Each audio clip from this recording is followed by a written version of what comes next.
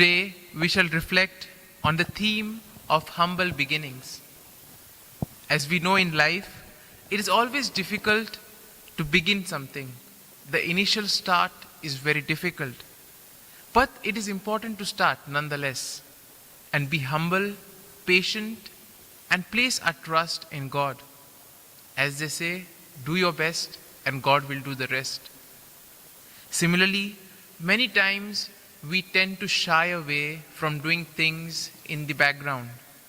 We always like to be in the forefront, be in the spotlight. But we see that the kingdom of God is just the opposite. The values which are emphasized are that of humility and that of transforming our lives and the lives of others. After listening to the gospel of today, probably some of us would have wondered, what can a mustard seed and what can yeast teach us about the kingdom of God? Let's take the example of the mustard seed. Now, as it is said, the tiny mustard seed grew to be a tree which attracted number of birds.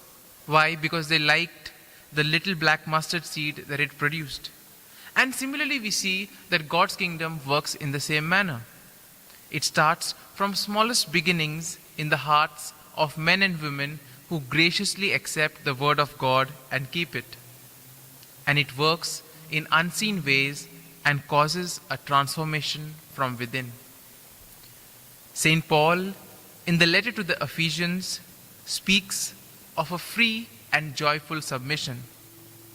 Now, it is very important that we take the word submission in the proper sense. The word submission does have a negative connotation.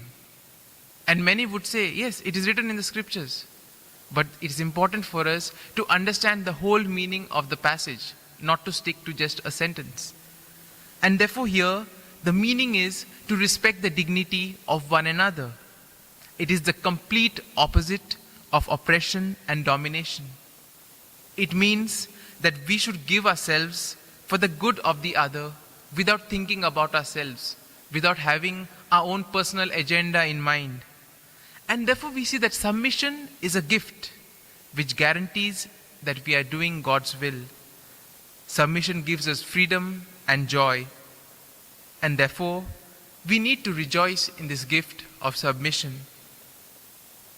Similarly, if we glance at the life of Saint Frumentius, we see that he too had humble beginnings.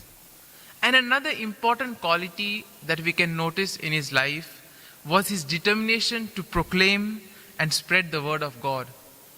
And this can happen only when one is fully integrated into the word of God, when one is fully into Jesus.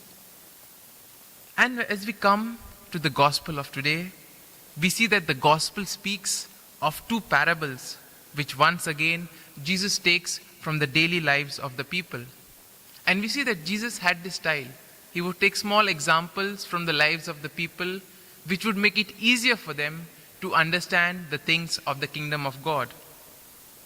It is the simplest acts of kindness and service which we experience from others that are truly the kingdom of God growing in the world.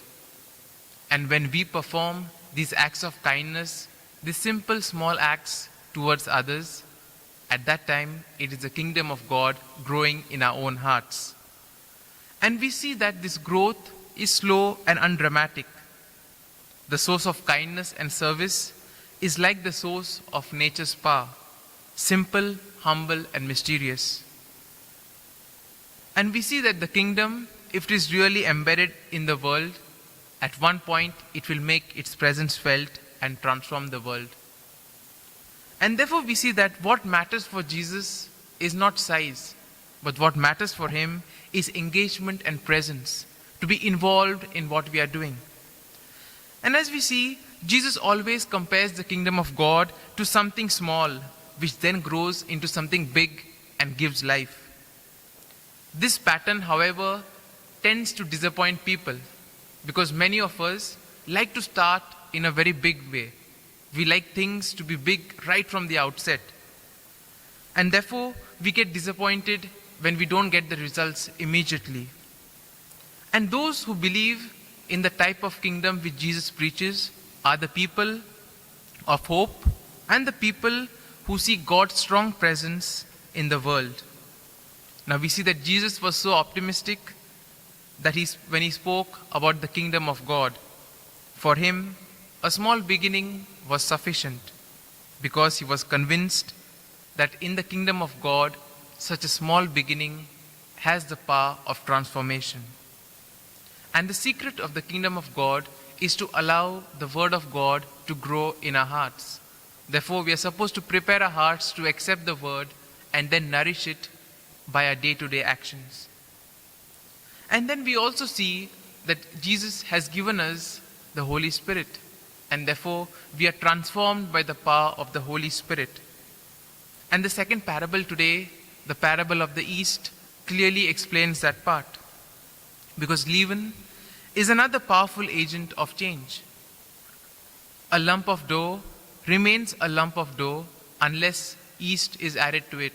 But we see once we add yeast to it, and then after the process, it becomes completely different. It becomes bread.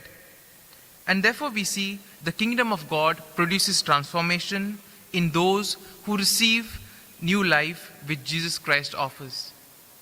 And therefore, my dear friend, when we yield to Jesus Christ, our lives are transformed by the power of the Holy Spirit. And the most important thing, therefore, is to give ourselves to the Lord, put ourselves in His hands, and allow Him to work in us. And therefore, today, let us very special way pray for ourselves, that we too may be able to assimilate the words of the kingdom, that we too may grow in humility and service towards others, and most importantly, that we may learn to respect the dignity of ourselves as well as those whom we encounter. Amen.